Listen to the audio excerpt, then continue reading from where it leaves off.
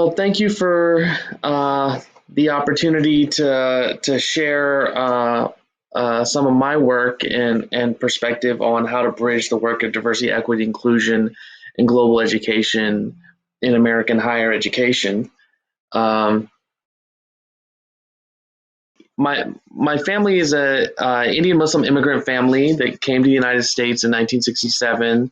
We've been here a couple of generations. My family is from a minoritized population in India. Indian Muslims have limited access to education in many cases, and currently are facing tremendous challenges in India under the current regime that has certainly been marginalizing a number of different populations in India these days. And growing up, I grew up in Ohio, and growing up as an Indian Muslim before 9/11 was very different than life after 9/11. But it was more of an experience of invisibility that, I used to get asked a question mostly by white Americans of what's a Muslim? Like most had never heard of a Muslim, didn't know what the religion of Islam was, but yet some still felt the need to vandalize our mosques, our places of worship. I was constantly being proselytized, told that I would go to hell if I didn't accept Jesus and so forth. And just had this general experience of being foreignized and otherized by many white Americans. And they would, finding it strange that when folks would find out that we didn't drink alcohol or didn't eat pork or so forth and so on. There was not a lot of religious support for our religious obligations and work and school environments. Frantz Fanon says that the oppressed will always believe the worst about themselves. And for myself, growing up in Springfield, Ohio, this prototypically American post-industrial community that became economically suppressed through the loss of jobs, being neither white nor black, I went to a high school in which it was 40% black, 60% white, and I was kind of part of the point, whatever other, kind of navigating, again, this invisibilized experience. And I just recall feeling very negative about coming from the background that I came from, thinking that it was a negative thing, wishing that we could just be more, if we could just be more like white people, maybe we would be better. And I was navigating, moving between black and white folks, as well as my own small immigrant community that I grew up in. And then I went to college.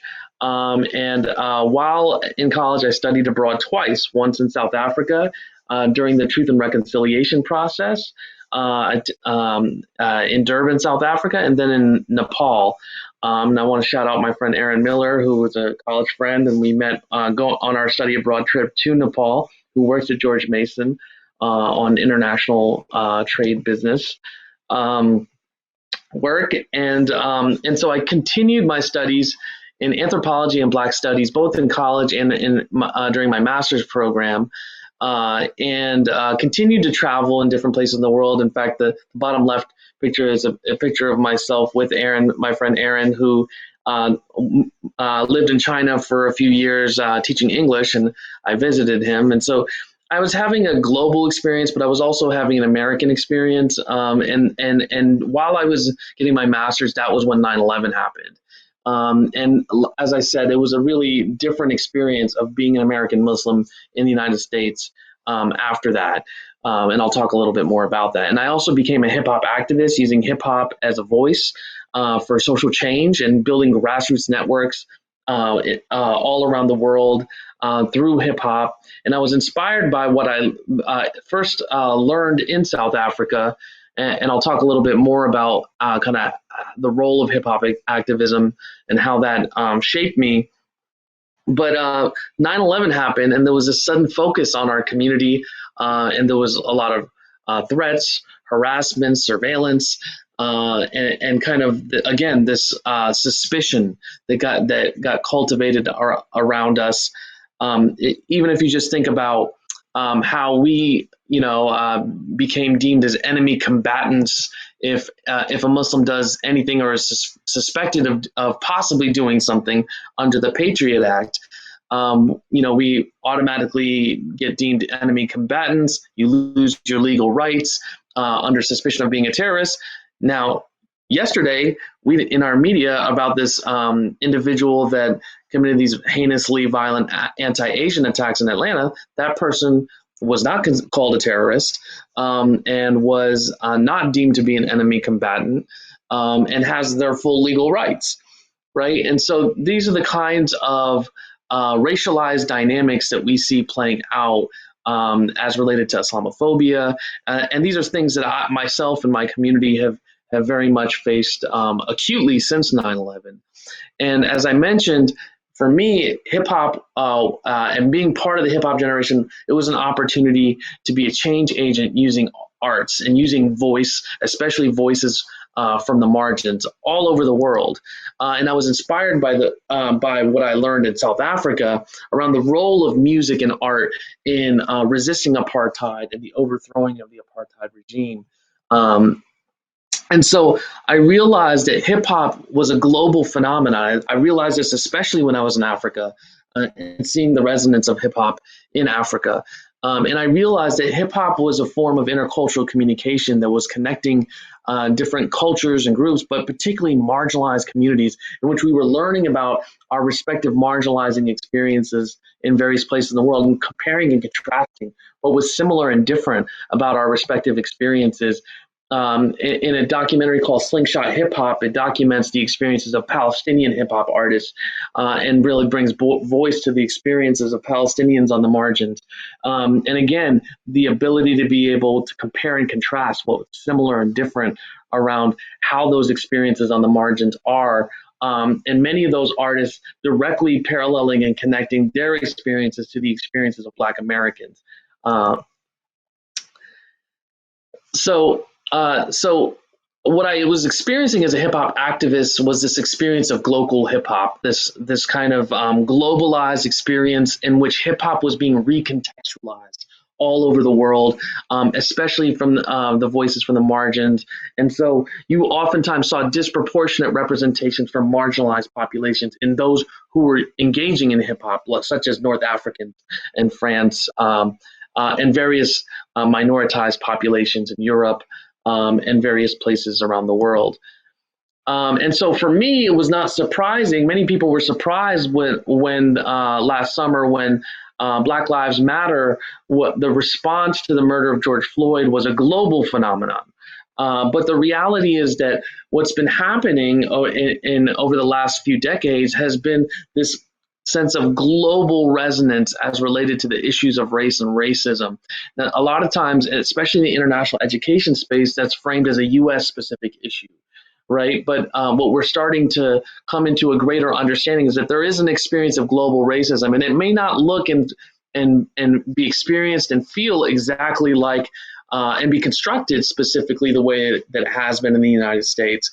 But there is this experience of being marginalized all around the world. And sometimes it's not based on race, but in various places in the world. But the bottom line is that that there's this sense of inequality and these experiences of inequality that exist all over the world.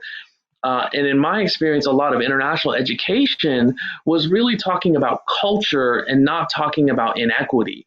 Whereas in the world of diversity, equity, and inclusion, there was a lot of talk about equity and access and opportunity.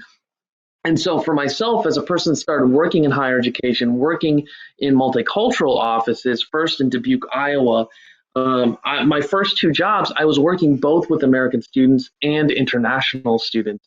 And so what I was experiencing professionally was two different worlds in which the diversity, equity, inclusion people were having one conversation and the international educators were having a very different conversation. And in fact, on many of these campuses, these are just completely separate spaces in which international students are in one area and American students of color and other diverse American constituencies are in other spaces. And oftentimes there's not a lot of cross-pollination and connection. And so from the beginning of my career, I was always trying to look for ways and even using hip hop as a tool of trying to bridge those spaces. So even in our international cultural programs, we would have our hip hop group perform as part of it, and we would try to find ways to bridge that connection. And so, in my experience with the U.S. diversity, equity, inclusion, social justice, and anti-racism spaces, I was fortunate to have met some very prominent voices in that field very early in my career. But oftentimes they were not familiar with some of the concepts that I was and tools that I was getting familiar with in the international education spaces, such as intercultural development and so forth. And I got exposed to the intercultural education space, which is primarily interfaced with the global education realm. Through a place called the Summer Institute for Intercultural Communication. And I was mentored into that by a man named Newa Abdul Wahid, an African-American Muslim person who was able to show me how to bridge and connect some of these concepts of intercultural development in typically used in the global education space and translate that into a way that could connect to the work of diversity, equity, and inclusion. And then I met a woman named Catherine Sorrells, who's on the top right, and I'll be sharing her intercultural praxis model later in the session. And we started teaching a class on linking intercultural communication and social justice in a globalized context, in which we engaged folks around the importance around intercultural communication, but also the issues of social justice and how do we connect these issues of inequity and intercultural communication between the local, the regional, and the global, and the interrelationship between those pieces. And that's part of what we're going to get at as we get later into this presentation. So I continued to work across these spaces at Concordia College in Moorhead, Minnesota. I was also in that role continuing to work with both American students of color and international students. I also engaged in some study abroad pieces. The top left picture is in Turkey, where I was an advisor for a group in France. If you notice, it was overwhelmingly white Americans. Historically, study abroad from the U.S. has been overwhelmingly participated by white Americans. And what I experienced both as a student as well as an administrator is that the apparatus of support for study abroad was overwhelmingly geared for white students. And not accounting for the fact that many students of color like myself were having fundamentally different experiences when we went abroad. And for myself, when I went to South Africa, I was being read as an Indian South Africa, which had a South African, which had a very specific history and reality in South Africa. And I was coming to grips with what it meant to, by learning that Indians had been shipped all over the world as exploited labor to places like Durban, South Africa. And there was no support apparatus to help me process and cope and deal with that. And also, in many cases, many African American students that study abroad to Africa are oftentimes not given the support to really reconcile what it means to be part of an African diaspora, in which enslavement is such a significant component of what it means to be part of that diaspora, and how to reconcile that history in relationship to one's identity. And so I continued to try to find ways, how do we bridge this conversation? And I kept trying to find ways on the campuses I served. And I kept using hip hop. And while I was in Minnesota, using hip hop, outreaching to youth from the region, as well as others, in which we would get Somali youth, we would get Native youth. And through that, I got invited to Standing Rock Reservation, and we were using hip hop as a tool with Native kids at Standing Rock. These images are from 2008.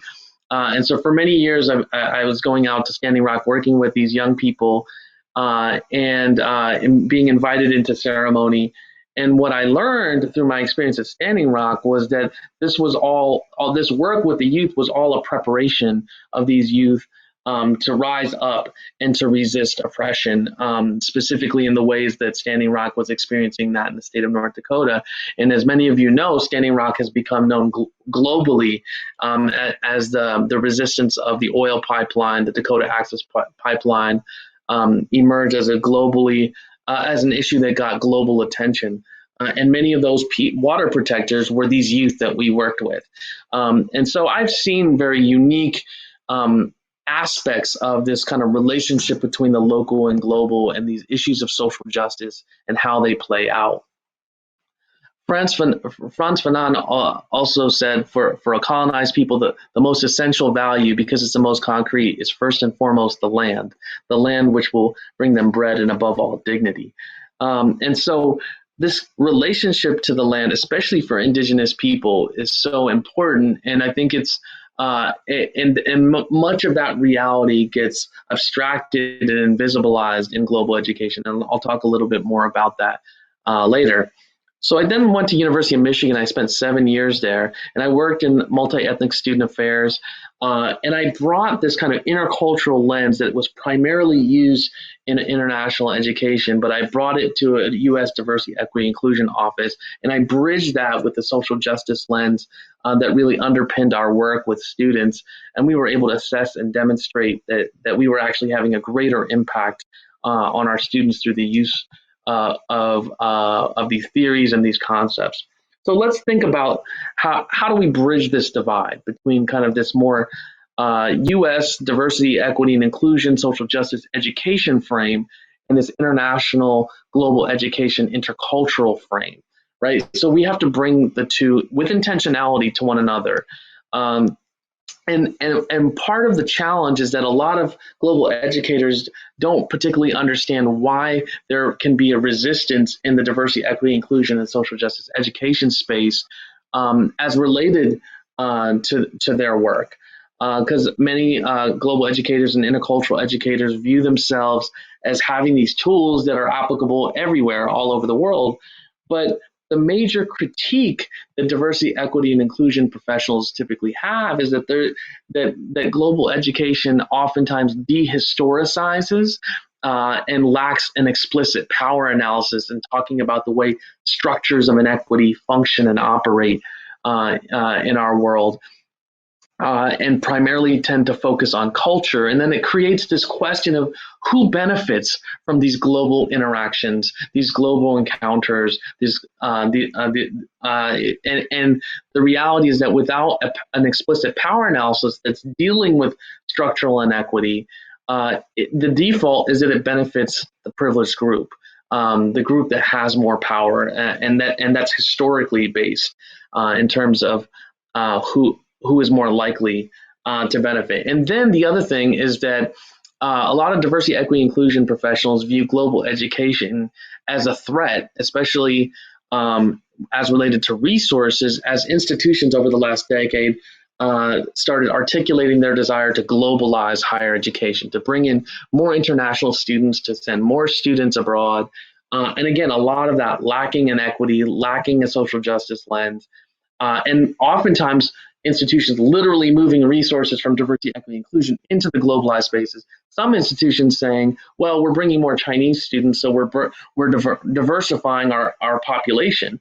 But for diversity, equity, inclusion professionals, we don't necessarily view bringing international students as diversifying the campus when we with the lens in which we understand what diversity, equity, inclusion is about, which is about addressing the access issues in higher education as related to historically marginalized populations, particularly within the United States, right?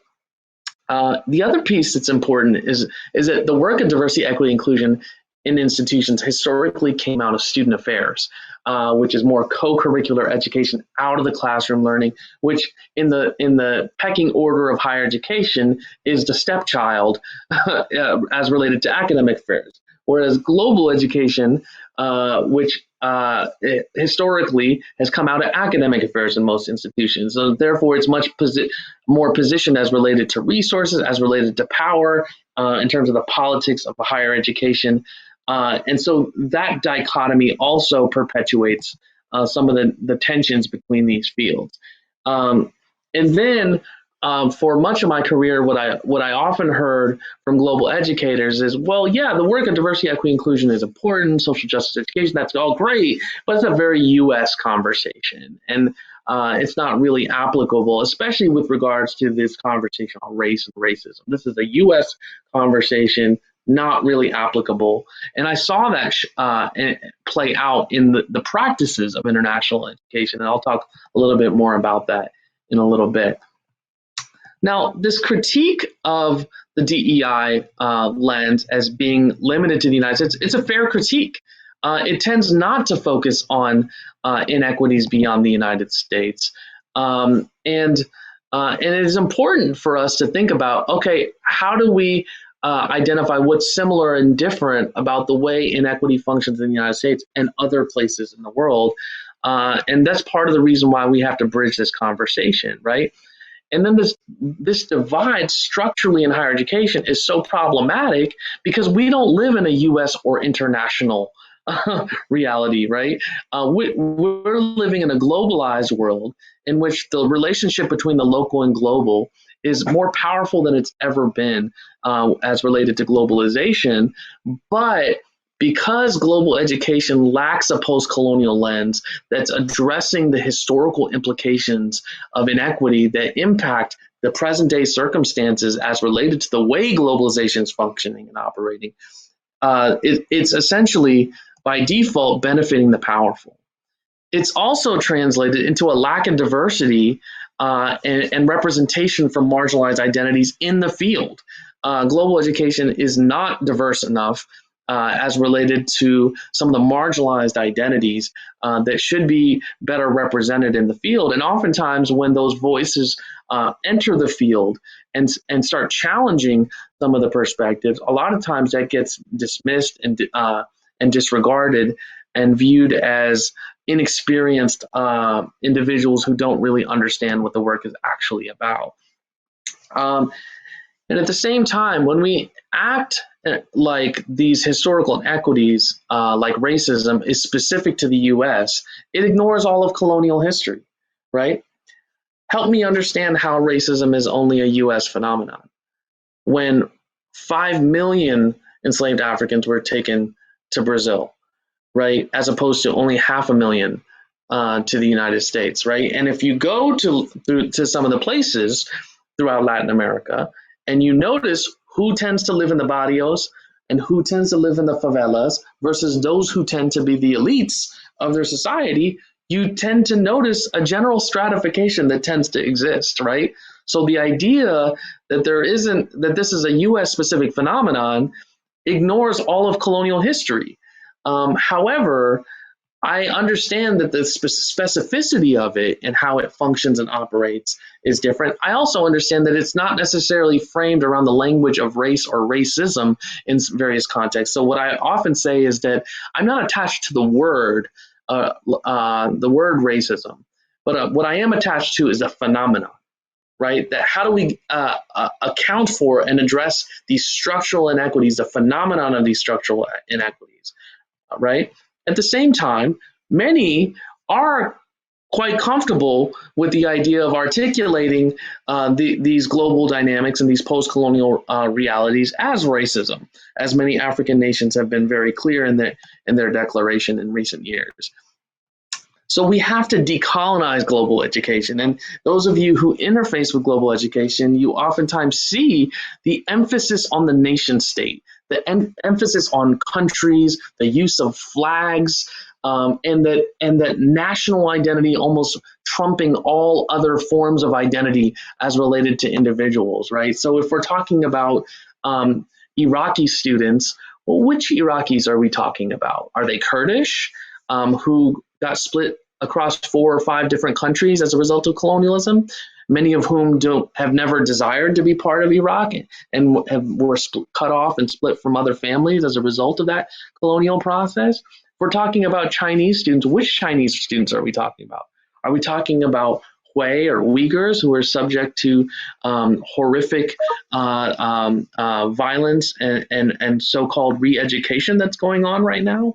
Who are we talking about when we use these national identities? When we understand that these countries in most parts of the world, as a result of the colonial process, were strategically created to divide ethnic groups and pit them against one another in order to be able to perpetuate the colonial process through a process of divide and conquer, right? You start to understand that national identity is a very problematic framing as we think about addressing issues of inequity around the world. And by default, when we let national identity drive how we understand the world and the issues, it by default invisibilizes indigenous people throughout the world. I know that this is just North America, but by default, we can't see the map in a manner that accounts for this, as opposed to that nation state driven lens. And so that, again, by default, we invisibilize indigenous people when we look at the world through the nation state lens. And so we have to confront this nation state framing and the neoliberal implications of that in terms of the ways in which it perpetuates the colonial process by ignoring the histories and identities of marginalized groups and indigenous people. And so when we lack this power analysis that we absolutely must have in global education, it unintendedly can make us an agent of neoliberalism, an agent of global capitalism, and therefore the inequities that are perpetuated in the exploitation of labor that we see play out in that legacy of colonialism in the modern global capitalist world that we live in. And so we have to find ways to be able to bridge this conversation of diversity, equity, inclusion, and social justice with a decolonized global education lens that questions corporate agendas that perpetuate neoliberalism and dominates corporate globalization. Now, again, I'm not saying that we have to demonize neoliberalism, demonize corporate globalization. What I'm saying is that we have to have space for the questioning, the critical lens that questions whether or not any of this is okay, right? And creates a historically based equity lens and as related to these issues of globalizations. So I want to give you a brief case example of just thinking about Islam in the West, right? This kind of quote framing it. And it's important when we think about this, we think about the fact that people in various places in the world, they tend to be aware of the history of their own lands, right? So there tends to be an awareness in so many places in the world around the legacy of Orientalism, of the Crusades, the Reconquista, the reconquering of Spain, and the ousting of the Moors of Spain, and the process of colonialism that resulted from that, and the post-colonialism and so forth. And so when you have an awareness of that, you start to understand why the map looks the way that it does, right? You begin to understand why Afghanistan has every ethnic group split across multiple countries, because it was created by the British as a, quote, buffer state, because they didn't want their crown jewel of India to share a border with China, which is why you have that little strip of land in the northeast of Afghanistan that just sticks out. And you may say, well, what are the implications of that? Well, if you're a goat herder that lives in northeast Afghanistan, in that little sliver of land, you don't have the freedom of movement to cross those borders to sell your goats. You have to travel multiple days to Kabul to be able to do so. Because with the nation state, you then had borders and the restriction of movement, because prior to just over 100 years ago, there was no such thing as a passport. And part of the reason why Islam spread to the places that it did was because of trade and the freedom of movement across distant lands. And so you see, in terms of where Muslims live, the Silk Route of China, the Indian Ocean spice trade, the trans-Saharan trade routes of Africa, right? And so now with the nation state, you don't have that same freedom of movement, right? And so it creates these dynamics and realities, as I mentioned with the Kurds, a cutting off of people from their own families, and the lack of freedom of even being able to see your own relatives across these borders that were strategically created. Now, when we think about the relationship between the local and global, right? Now think about the political reality of how in the 2016 U.S. election there was this demonization of Muslims that occurred, and the advocating of the Muslim ban, right? We became this like political football that was demonized. Well, when you convince people that they are a threat, that almost 2 billion people on this planet are a threat, that's how you justify something like the Muslim ban, right?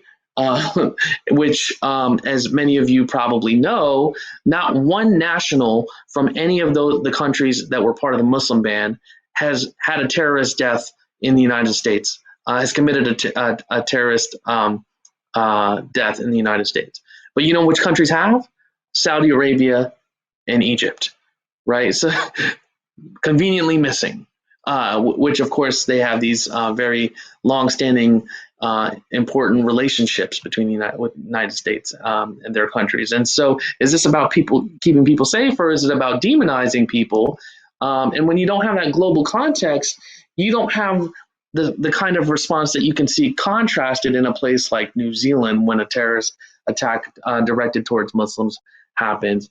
And you also see something play out similarly with regards to the sense of solidarity that Maori people express as related to Black Lives Matter. And so that when you don't have an understanding, that global understanding of these equity issues, you don't see this same type of solidarity and connecting of these dots and of issues of equity globally. And instead, you justify demonization. So as we think about what needs to change about global education, some of the practical elements of global education that has to change. First and foremost, I think international orientation is an area that needs to be addressed as international students come to the United States, many of whom in the United States are not considered to be white. And for many of the people, they've never experienced being part of a non-dominant group. And it may be the first time they've experienced being racialized in some way, shape, or form. And then at the same time, so there's oftentimes not a preparation around navigating that. And then also they're being taught about who Americans are, but oftentimes they're being taught about white America when they're taught these declarative messages around Americans are like this, and Americans tend to do things like this, and they tend to be individualistic and this and that. Well, these things are much more characteristic generally of white Americans than any other population. And that what that oftentimes does is that it causes international students to read all Americans in those similar ways, rather than being able to see and understand those nuanced experiences that exist in the pluralism and the diversity that exists in the United States. And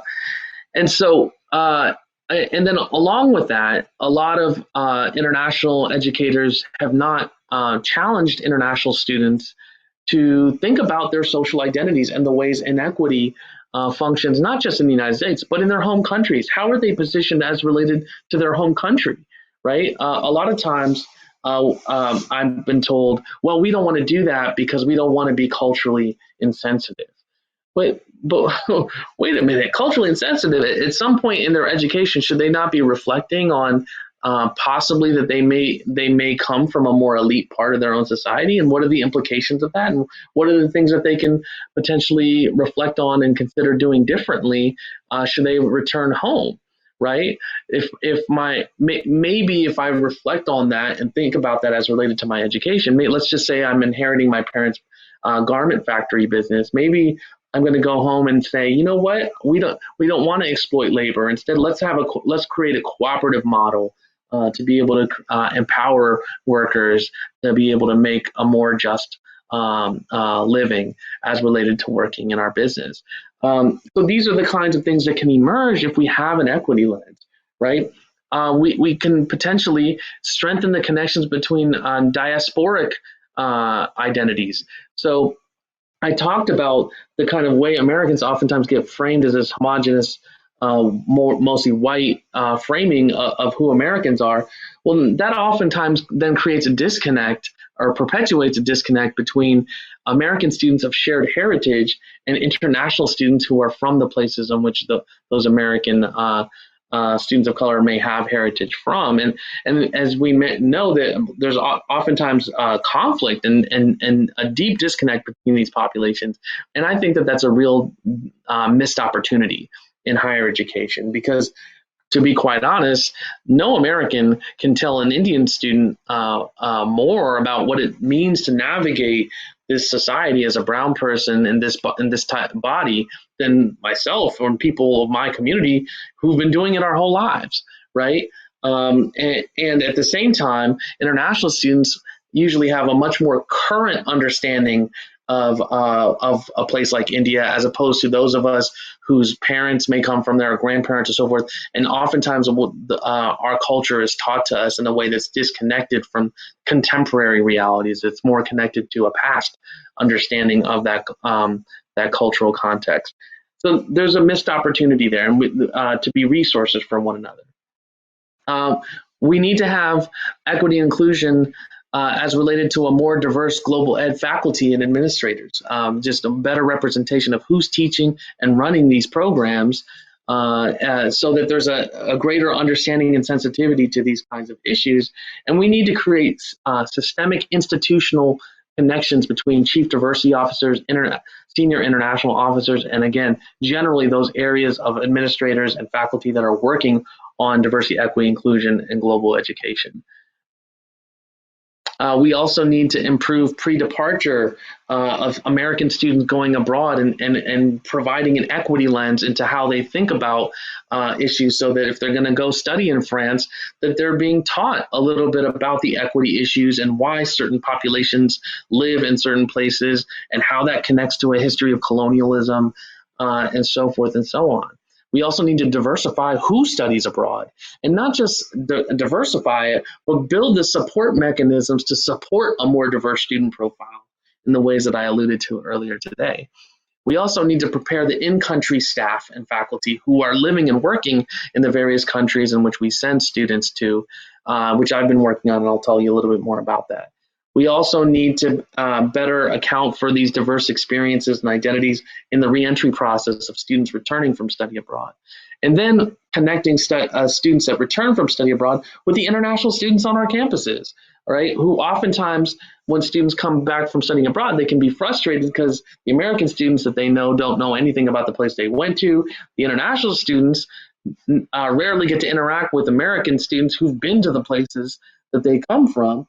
And so that was something that I did early in my career, of connecting students that studied in India with our Nepali students on campus when they returned. And of course, those aren't the same countries, but there was a general appreciation of by each party to be able to have the opportunity to interact with one another. So I mentioned to you this idea of building capacity around your global staff around the world and faculty.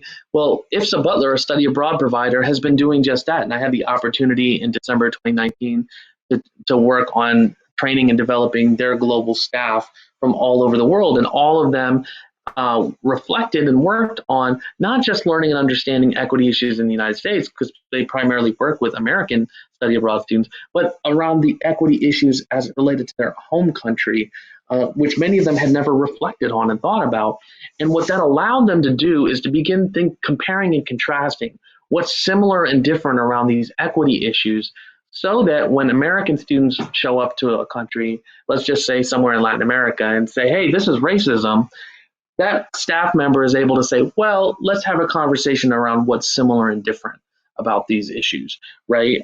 Because in the absence of that, that student can end up just being an American abroad telling other people who they are, which we know is another problematic dynamic that exists out there. So I'm continuing this work at Dickinson College. I currently serve as interim chief diversity officer, and I work very closely with our senior international officer on bridging this work strategically and practically at the institution. We're also providing professional development through a partnership with IIE that's being provided to international educators all over the world around how we interweave this equity lens into the work. We're providing our third version of our intro workshop on March 25th to 26th. Our first two sessions reached capacity, so we've had to keep holding it each time because there's so much interest in this topic these days. And we're going to eventually create a certificate and even a graduate program at this intersection of international education and diversity, equity, and inclusion. So I did want to give you just briefly, this is very briefly, an introduction to the intercultural praxis model, which is, to me, the most synergistic model I've come across that really bridges and blends this intercultural global lens with the social justice, diversity, equity, inclusion lens.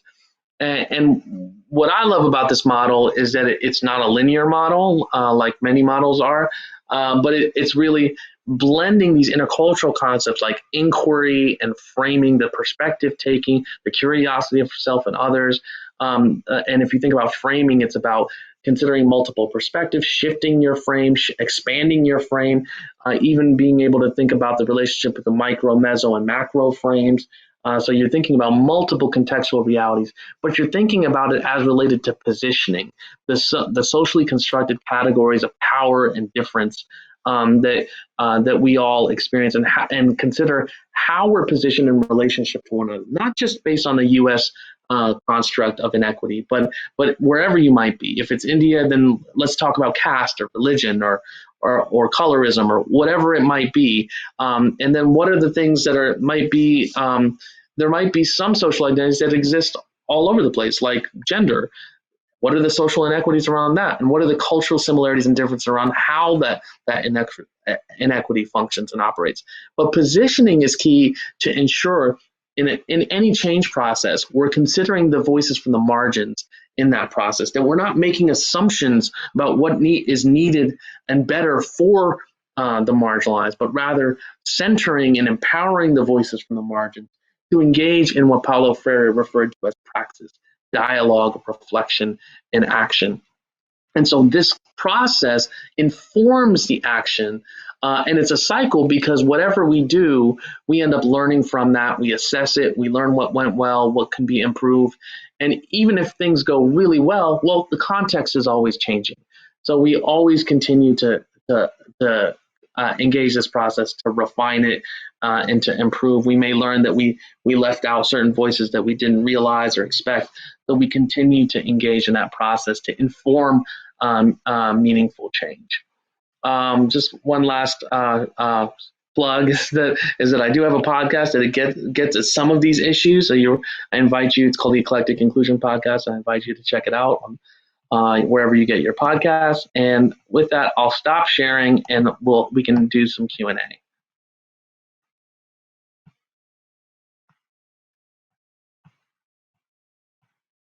All right, so if you want to put your questions in the chat, I'm more than happy to engage you around some of these. I know I didn't get to show you that praxis model for very long, and I tried to put the image in the chat, but it wouldn't let me because it was a PDF. Okay, so first of all, love this. Thank you. I have lots of thoughts, but this is the beginning. No need to answer all. Thank you. How do we overcome the wariness to explicitly examining American colonization overall in higher education and American society as a whole? How does decolonization become central to the language of DEI, global education? My experience in community organizing with power analysis plus needs assessment is so American-centric in most spaces, it's hard to even bring up impact beyond American borders, especially in conversations about race. We're so caught up in the scarcity. Yes, absolutely. So let me just give you an example. Let's just take immigration, for example, okay? In the US, we talk about immigration like this domestic issue and so forth. Immigration is a global issue, right? It's about the relationship between the local and global, and it's these push and pull factors in a system of global capitalism in which that is pushing people to move, right, in various places in the world. Sometimes the U.S. Policies and governmental practices in other countries is creating political destabilization that also exacerbates what creates circumstances that are unstable for people, which causes people to move. So these push and pull factors cause it. The pandemic is the ultimate case study for the way globalization and inequity function in our world, and how that's not a U.S. specific. But the scarcity model is real. And again, that's part of why we have to engage in the dialogue to be able to learn. So let me give you another example of a concrete student that I worked with. That's one of my mentees still today at University of Michigan. I've known her since a first year student. She worked in my office, from Detroit, low income, Black female student that came to University of Michigan, and her first year of college, we used to have all sorts of conversations. She asked me, Amir, I don't understand why the U.S. Gives aid to other countries around the world. That money should be going to places like Detroit. And my response to her was, Brittany, I totally hear you. I understand where you're coming from. I've heard this throughout my life, and I get it. I understand where people are coming from. But again, this is about a frame, right? And so this is connected to your question. What is your frame, right? And our tendency is that we notice the areas in which we're marginalized. We tend to not notice the ways in which we have privilege, right? So, and we have both at the same time in a globalized, complex world. Now, at one point, she studied at the London School of Economics for a year during college. And while she was there, a professor took her on a research project to India. Because one of the things I had told her back in her first year of college was, Brittany, I really think that if you saw some of the conditions that some human beings live in the world, you might not think the same about this. And so she went to India, and all of a sudden I get a Facebook message. I think we need to have a conversation. And I'm like, I'm sure we do. Because she realized that there are certain human conditions that humans live in that are just not comparable to what exists anywhere in the United States, right? And it doesn't make her experience any less true as a low-income Black woman from Detroit, right? That experience is still true. We have to be able to hold both. This is an approach that requires both and not either or. And the point of education in this process is to help our students shift and expand their frame as related to these power and equity issues, move into the complexity so that we can account for that and as we engage dialogue, reflection, and action. So thank you very much for that question. What a fantastic question. Others. I know I moved through this quickly. Please feel free to reach out. Let me share my screen one more time so that you can make sure you have access to my looks like I can. Oh, there. Now it's letting me share my screen again. Okay, so I just want to make sure you have access to my email address, which is right there. And my website is just that last part, amirfahmed.com. I'm happy to be a resource for folks in whatever way I can. Been working with folks all over the country on this conversation and beyond, of course. Even at Dickinson, one of the things I didn't mention to you is that we have global staff all over and faculty all over the world that are the people that receive students from the United States who study abroad. And of course, right now, everything's being done virtually. We've gotten innovative around how we can use that staff. But one of the things we've been doing this year is training that staff on these very same questions and issues, right? And it's complex and it's challenging, right? And we have people from very different contexts, right? And again, a lot of times, folks, one of the challenging things is to reflect on how am I positioned as related to equity issues in my own society. And then it becomes even more complicated as the relationship between where I'm at and somewhere else, right? If there's a colonial history and a dynamic there, and what are the implications of that? There was one campus that I engaged at a conference, at an Intercultural Global Ed conference, and they shared a program in which they brought a group of Iraqi students to their campus every summer to do a cultural exchange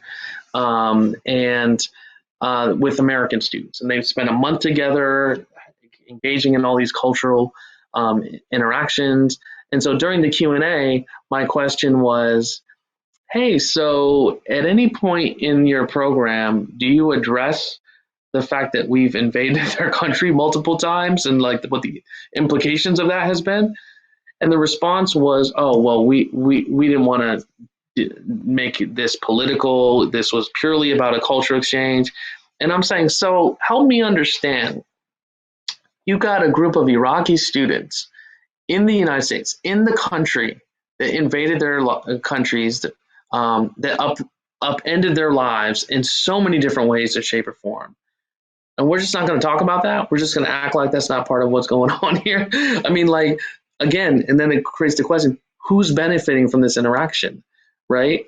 Because we're just not going to address the elephant in the room in this whole interaction. So what are we doing here, right?